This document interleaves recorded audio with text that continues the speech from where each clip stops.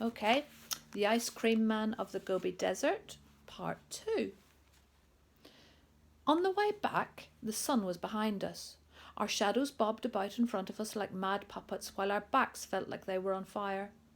Monsieur Martinet wanted to carry the flag, so I put the distress flare in my bag. Sometimes we'd see some of the footprints we'd made on the way out, but mostly they'd been blown away by the wind. Unfortunately, the other thing we couldn't see was the Possibility Building. It must be miles away if we can't see it, groaned Florida. It's so big, we should be able to see it from Bootle. Samson too explained that it was because the sun was shining straight at the horizon. The light is so strong, it seems to dissolve things. Then Monsieur Martinet shouted, "There it is!" He pointed way over to the right, and there it was. It looked much nearer than I had expected. We were all so relieved to see it that we more or less started running, and it took a few minutes for us to realise that Samson 1 was shouting at us to stop. "Samson 2, he called, "has something he would like to say." We all stopped running, but no one stopped looking at the Possibility Building. "It's about mirages." Oh, no. I did remember having quite a bit of trouble with mirages in the blasted lands. Samson 2 started to explain how mirages work, which you probably already know. Florida said, "What has this got to do with anything?" "Although you can see the building, it isn't really there." "Well, of course it's there," snapped Monsieur Martinet. "You're just looking for an excuse to stop walking. Come on, Max. When the going gets tough, the tough get going." "I believe the wisest course of action," said Samson 2, would be to wait until nightfall, when the Possibility Building will be easily visible, because it's lit up at night.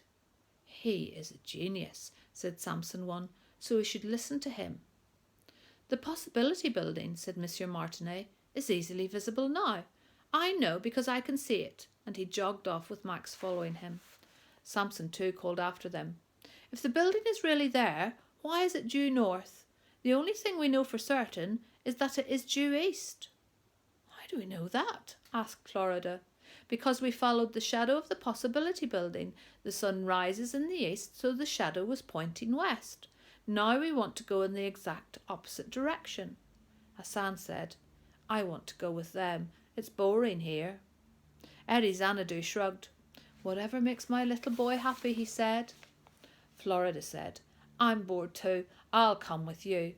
And they set off. "How can we stop them?" said Samson 1. "They will be exhausted and dehydrated and will probably die." "Well," I said, "it's their own fault for not listening."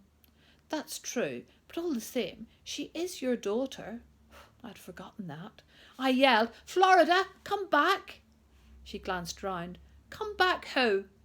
she shouted. I didn't need the instruction book to know she was testing me. If I said princess, she'd be so pleased she'd come running back, but it seemed like a better idea just to threaten her. I yelled, "Come back now, or else!" "Or else what?" "This!"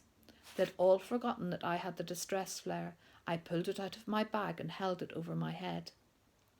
"If you don't all come back right now, I'll set this off and the whole trip will be over." Florida stared at me. They all stared at me. I said, "Okay, come back now, all of you." They came back. They weren't happy about it, but they came back. Florida was howling. "It's boiling. We're never going to get there by standing still. We're probably going to boil to death or die of boredom." "I'm sure we'll find something to pass the time," I said. "What about sand angels? Like snow angels?" I lay on the ground and moved my arms up and down to make the shape of wings, then stood up again. It looked nothing like an angel. It looked like a dip in the sand. "Or we could write funny things in the sand," I suggested, "in huge letters. Come on, think of something funny." Florida took the flag and used the flagpole to write one word: starving, in massive letters. Until then, we'd been too busy being blasted by wind and sand to think about food. All of a sudden, we couldn't think of anything else. We put together what food we had. As emergency supplies for a desert expedition, it wasn't impressive. Florida had a surprising amount of Haribo.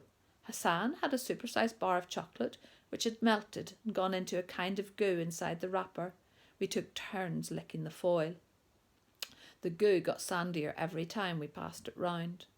Samson, too, had 2 raw eggs. Protein is very good for the brain, he said. No one much fancied them, but when he cracked them open, they weren't raw at all. They'd sort of baked in the heat. Max had a couple of bananas. Breakfast of champions, said his dad. They'd baked inside their skins. It didn't take long to eat what we had, and people were starting to get restless again when Eddie Xanadu said, "In fact, I have something that might be helpful." He unzipped his little bag and took out a thermos flask. Why would anyone need a flask to keep things warm out here? When he unscrewed the lid, a little plume of cool blue smoke rose from it. The flask was full of soft, white, chilly ice cream. Everyone sighed and leaned forward. It made you feel cooler just to look at it. "Of course," said Samson too in a kind of dream, "vacuums can be used to keep things cold as well as warm," and he started explaining why. "They also," smiled Eddie, "keep things creamy and vanilla-ish." He took a teaspoon, dug it into the ice cream, and handed the first spoonful to Florida, saying, "Ladies first." Florida closed her eyes as the ice cream slid down her throat. I said, "Florida, say thank you." "Oh, no need to thank me," said Eddie Xanadu, "but I would be grateful for your vote this evening. If not, no second helpings." All the dads immediately started shouting, "That's not fair, and that's bribery." "Not bribery," Mr. Xanadu smiled. "Initiative, which, as you say, Monsieur Martinet, is what winners use. Of course, if you don't want your children to have any." Now all the kids started yelling it wasn't fair. Eddie Xanadu clasped the thermos to his chest and pretended to look disappointed. "No one wants any?" "We all want some," growled Florida, "and we'll all vote for you." "It's so nice to be appreciated," smiled Eddie. They carried on pushing and shoving until every last scrap had gone. It was just about to be my turn when Samson too shouted, "There it is!" And there it was, straight ahead of us, and not way over to the right at all. The Possibility Building, like a great big lipstick in the corner of the sky. After a few minutes it suddenly went dark. There was no sunset. It was more like God had put the light out. And then the building seemed brighter and nearer, and we all started walking more and more quickly. Then the light around the building seemed to change from yellow to a kind of strange bluey silver, and we saw why.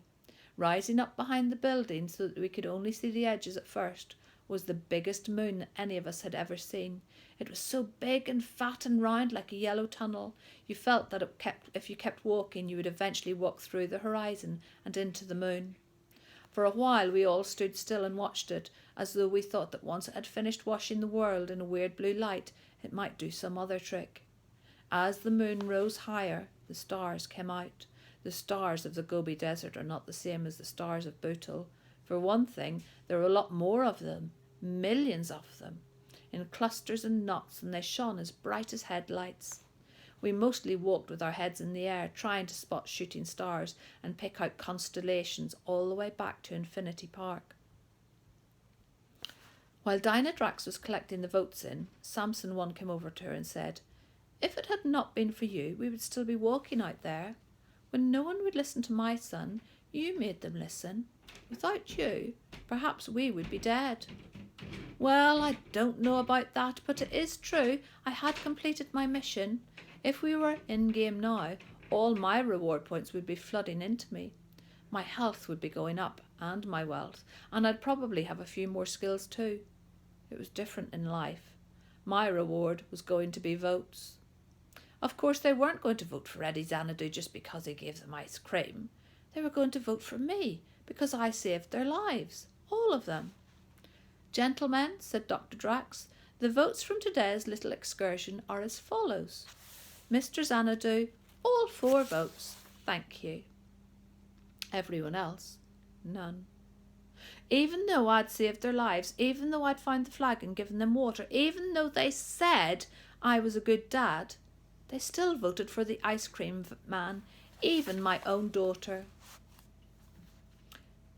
If your teen does something that hurts you, your priority is to find out why. Perhaps they didn't mean to hurt you. Say to them, "You hurt me when you did that. Let's talk about why you did it. Let me get in touch with how you feel inside." From Talk to Your Teen. Later on, I tried this technique on Florida. I said, "What made you vote for Eddie Xanadu and not me?" She said, "Well, he gave me ice cream and you didn't. That's the only reason." That's the only reason? Well, that's what dads are for, isn't it? Why do you think Father Christmas is called Father Christmas? He's a father, so he gives you presents. Dads give you presents. That's their job. Isn't it their job to take care of you? Maybe even save your life? That's not Dad's, Liam, she said, flicking through channels on the wall. That's emergency services.